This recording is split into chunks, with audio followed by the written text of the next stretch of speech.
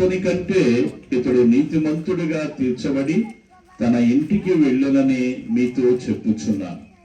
తను తాను తగ్గించుకునేవాడు హెచ్చించబడుననియు, తను తాను తగ్గించుకునేవాడు హెచ్చింపబడుననియు చెప్పాను. అట్లా ఏంటిదంటే, నువ్వు నిజమైన పాపిని, నేను నిజమైన మూర్ఖత్వంగా పనిచేస్తూ వచ్చిన నా జీవితాన్ని నాశనం చేసుకుంటూ వచ్చిన, అర్థమైందా?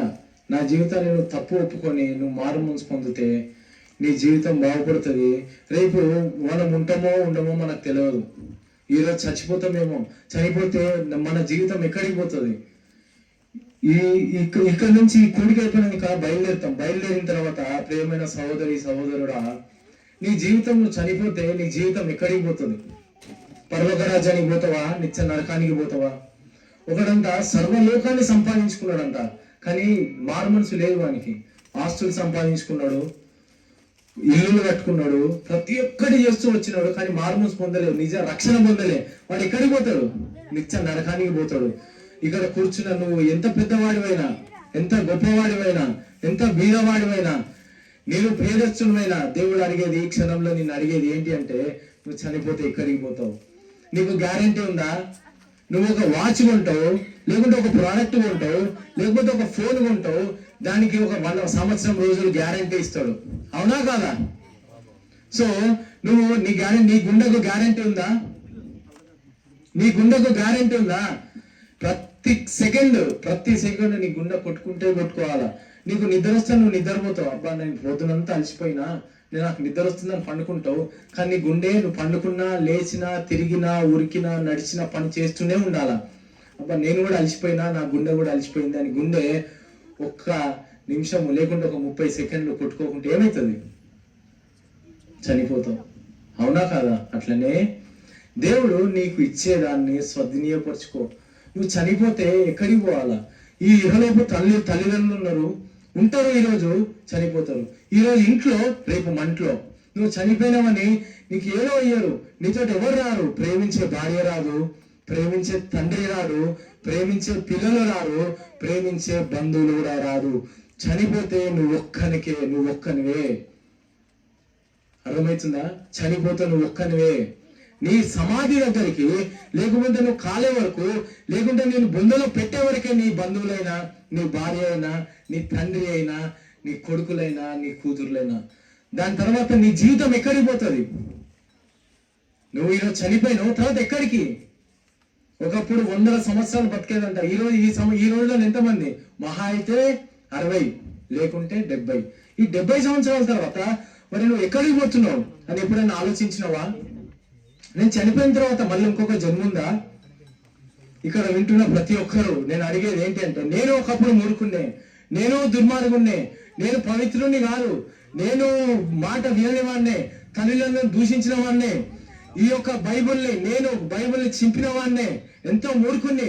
అయినా నా జీవితము, నేను చనిపోతే నిత్య నరకానికి పోకుండా పరలోక రాజ్యానికి పోవాలని నేను మారు మనసు పొందిన.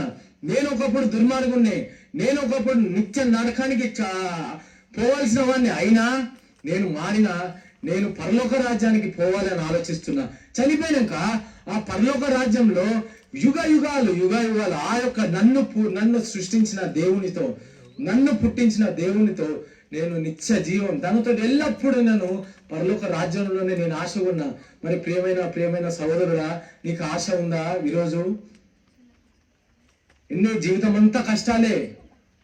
తలనొస్తే మందులు వేసుకోవాలా, కాళ్ళు నొస్తే మందులు వేసుకోవాలా, గుండె నొస్తే గుండెకు స్టంట్ వేసుకోవాలా. ఎన్ని సంవత్సరాలకు? 30 సంవత్సరాలు, 40 సంవత్సరాలు. ఒకప్పుడు అబ్బో వీళ్ళు బాగా ధనవంతులు, వాళ్ళకే హార్ట్ అటాక్లు వస్తాయి, మనకి ఏదో రోగము, యాక్సిడెంట్ వస్తాం అనుకుంటాం. కానీ ఈ రోజులలో 20 సంవత్సరాలు, 25 సంవత్సరాలు పిల్లలకి హార్ట్ అటాక్లు వస్తున్నాయి. మరి నువ్వెంత, నేనెంత? దేవుడు నీ జీవితాన్ని ఇంకా పొడిగిస్తున్నాడు. దేవుడు నీకు ఇంకా నీ కాలాన్ని పొడిగిస్తున్నాడు అంటే దేవునికి నీ పట్ల ఏదో ఉద్దేశం ఉంది. చెప్తాడు. వినకుంటే నీ జీవితం నీది. ఒక గాడిదను నీళ్ళ దగ్గరికి తీసుకొని పోతాం, దాన్ని తాగించగలుగుతామా? తాగేయలేము. అట్లనే దేవుడు చెప్పే వరకు చెప్తూనే ఉంటాడు. నువ్వు వినకున్నప్పుడు ఏం చేస్తాడు? వదిలి వదిలేస్తాడు. పోతే పోని, ఎన్నిసార్లు వీని వెనక పడాలా? అరే సొంత తండ్రియే, తల్లియే, లేదా సొంత భార్యనే, నేను ప్రేమిస్తున్న కొడుకే ఎన్నిసార్లు చెప్పినా వినకుంటే ఏం చేస్తారు? పోతే పోని, నాకు అవసరమే లేదంటారు. అట్లా దేవుడు నువ్వు ఎన్నిసార్లు తప్పు చేస్తున్నా, ఎన్నిసార్లు ఎన్ని తప్పులు చేస్తూ వచ్చినా దేవుడు ఇంకా నేను క్షమిస్తున్నాడంటే దేవునికి నీ పట్ల ఏదో ఉద్దేశం ఉంది. కాబట్టి ప్రియమైన సహోదరుడా, ఇక్కడ కూర్చున్నా మీరు ఎవరైనా కావచ్చు, ఈ మాటలు వింటున్నా మీరు ఎవరైనా కావచ్చు, ఎంతో ధనవంతులైనా కావచ్చు, మీరు రాజకీయ నాయకులు కావచ్చు, లేకపోతే కడు బీద వాళ్ళు కావచ్చు, తిండి లేని వాళ్ళు కావచ్చు, కానీ నువ్వు చనిపోతే దేవుడు ఈ రోజు నీ ప్రాణాన్ని అడిగితే నువ్వు ఎక్కడికి పోతావు? కాబట్టి నువ్వు ఎక్కడికి పోతావు? ఎక్కడికి పోలేదు. కేవలం నువ్వేదో తీర్థయాత్రలు రావాలా, లేదా దాన ధర్మాలు చేయాలా, లేకుంటే నువ్వేదో గుడ్లలకు వచ్చి నా కొబ్బరికాయలు కొట్టాలా, లేకుంటే నా కోసం ఏదో మేకను పోయాలా, కోడిని పోయాలని కాదు. దేవుడు ఒకటి, అది ఏంటి అంటే, దేవుడా నేను పాపిని, నా పాపాలను క్షమించు, నేను చేసిన ప్రతి ఒక్క పాపం కోసము నువ్వు నా గురించి సిలువలో నువ్వు నా ప్రాణం తీసుకున్నావు, నువ్వు సిలువలో బలి అయినావు. నేను పోవాల్సిన నరకానికి, ఆ నరకాన్ని తప్పించి నన్ను పరలోక రాజ్యానికి తీసుకుపోవడానికి నువ్వు నా కోసం ఈ యొక్క భూలోకానికి వచ్చి నా కోసం నీ యొక్క క్రయాన్ని చెల్లించినావు. అట్లనే ఈ యొక్క తప్పిపోయిన కుమారుడు మనం ఎలా తప్పు చేస్తూ వచ్చినామో, మనం ఎలా మన తల్లిదండ్రులకు మన తల్లిదండ్రులకు మన చెప్పిన పెద్దలకు మనం లోబడకుండా మన ఇష్టానుసారం